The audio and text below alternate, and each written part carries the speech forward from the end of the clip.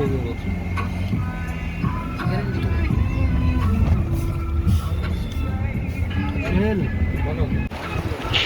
Guys, আজি আমি যাবলৈ ওলাই আছোঁ গেংটকৰ পৰা নথুলা পাছলৈ। গেংটকৰ পৰা নথুলা পাছলৈ গৈ থাকোঁতে আমি তিনিটা চাইট চিন কৰিম আজি: নথুলা পাছ, বাবা মন্দিৰ আৰু চাংগু লেক। আৰু এই তিনিটা পইণ্টে আপোনালোকক আমি খুব ধুনীয়াকৈ দেখাবলৈ যত্ন কৰিম। আপোনালোকে যাতে ভিডিঅ'টো অনুগ্ৰহ কৰি শেষলৈকে চাই থাকে।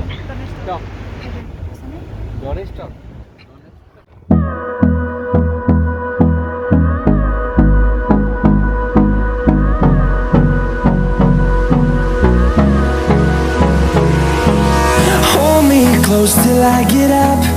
Time is barely on our side. I don't wanna waste what's left. The storms we chase are leading us, and love is all we'll ever trust. এয়া গাইজ দেখিবলৈ পাইছে আমাৰ পাৰ্মিটবোৰ ৰিচেক কৰা হৈ আছে।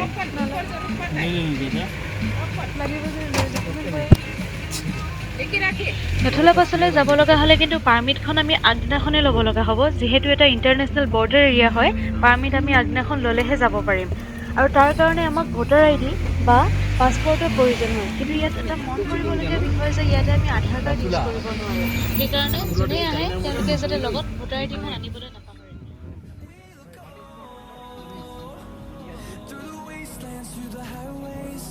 Till my shadow turns to sun rays, and on we'll go, through the wastelands, through the highways, and on we'll go.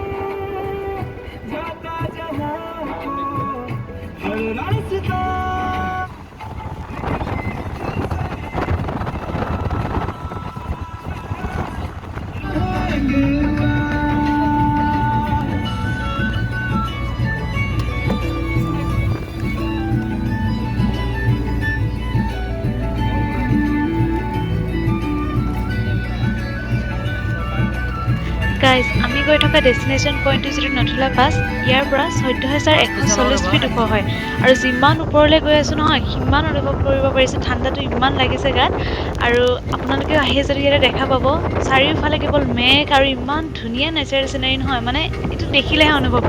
কৰিব পাৰি। যিমান আপুনি ফটো নুঠাওক, ভিডিঅ' লওক, মানে সেইটো ভাইবটো নাহে, যিমান দেখি আপুনি মানে ফিল ল'ব পাৰিব।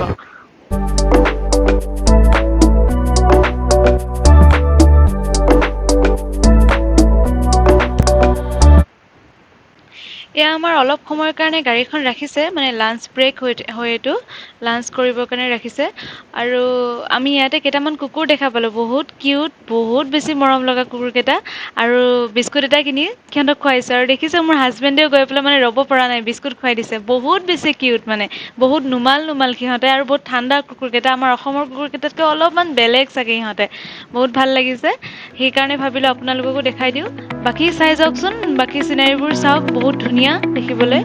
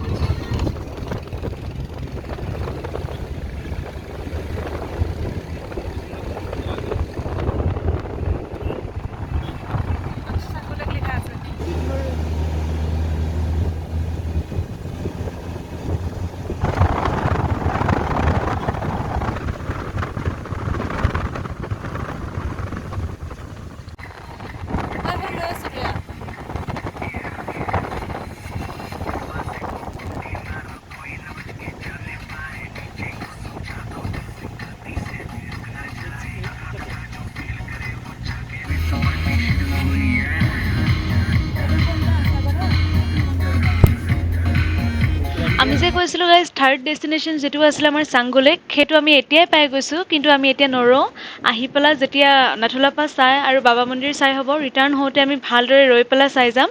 এতিয়া আপোনালোকক ভিউটো জাষ্ট দেখাই দিলোঁ যে চাওক কিমান ধুনীয়া পৰিৱেশ এইটো এটা খুব ভাল ডেষ্টিনেশ্যন হয় গেংটকলৈ আহিলে মানে এই তিনিটা পইণ্ট নাচালে যেন আধৰুৱা হৈ যায় গেংটকৰ যিটো জাৰ্ণিটো হয় আৰু গাইজ পাইছোঁহি আৰু বেছি নাই মাত্ৰ 17 কিলোমিটাৰ আছে ভাগৰ লাগিছে অলপ কথা ক'লে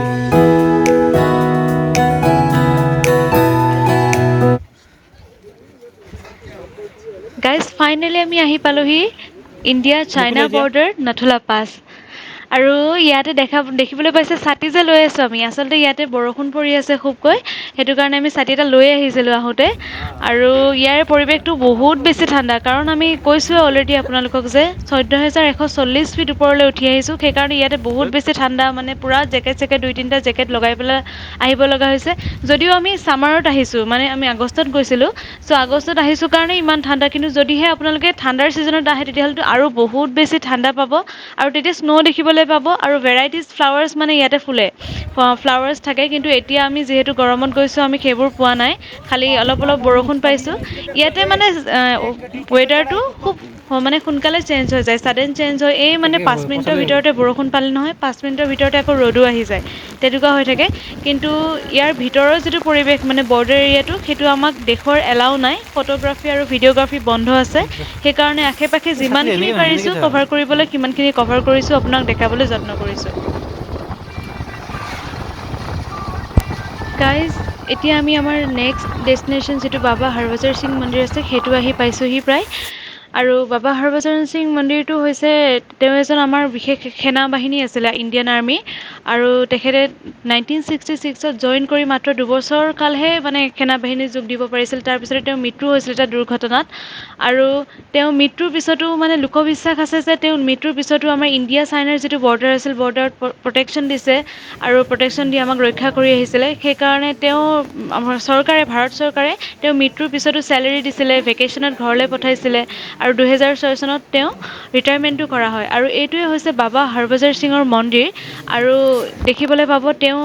যি অফিচত কাম কৰিছিলে তেওঁৰ যিটো লিভিং ৰুম আছিল তাতে সকলোখিনি আমাৰ ইয়াতে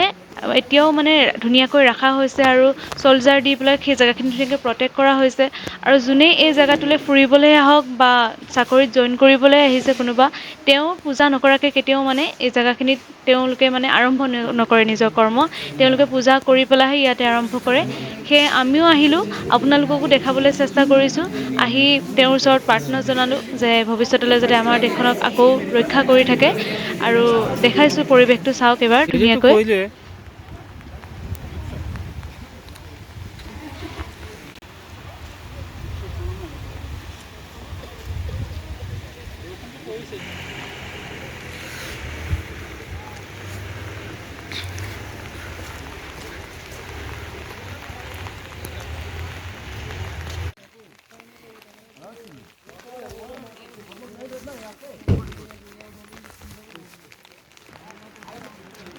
এতিয়া গাইজ আমি আমাৰ আজিৰ লাষ্ট ডেষ্টিনেশ্যন যিটো লাষ্ট পইণ্টলৈকে আহি পাইছোঁহি চাংগোলেক আৰু ইয়াত ধুনীয়া ইয়াক কিছুমান দেখিবলৈ পাইছোঁ আৰু ইয়াকৰ বিষয়ে যদি ক'বলৈ যাওঁ আপোনালোকে যদি জাষ্ট উঠি পেলাই মানে এখন ফটো যদি উঠিব বিচাৰে তেতিয়াহ'লে 100 ৰুপিজ ল'ব আৰু যদিহে অলপ উঠি ঘূৰি ভিডিঅ' চিডিঅ' বা ফটো চটো অলপ ঘূৰিব বিচাৰে তেতিয়াহ'লে 600 টকা পাৰ হেড দিব লাগিব মানে ইয়াতে আমিও উঠিম বুলি ভাবি আহিছিলোঁ কিন্তু ইমান বেছি বৰষুণ পৰিছে ৰাস্তাবোৰ দেখিছে ভিজি আছে ছাতি লৈ ঘূৰি আছে মানুহে সেইকাৰণে আৰু আমাৰ উঠা নহ'ল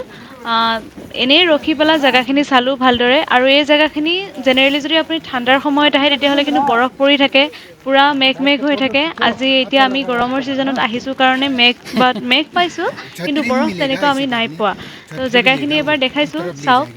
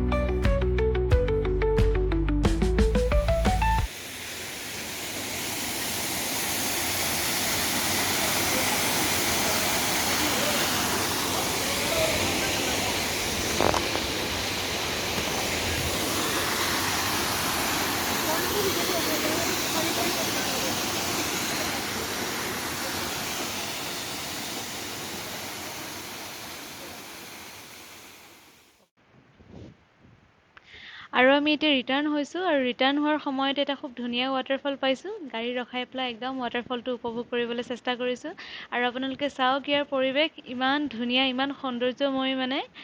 ৱাটাৰফল বহুতকেইটাই পাব আপোনালোকে আহি থাকোঁতে আৰু এতিয়া চাওক ৰিটাৰ্ণ হোৱা ৰাস্তাটো দেখাবলৈ যত্ন কৰিছোঁ সেইটোৱে অলপমান চবকে সেইটোৱে দিছে। ৰাস্তা বেয়া হৈ যায় মানে সেইটো হৈছে চাগে। হয়নে?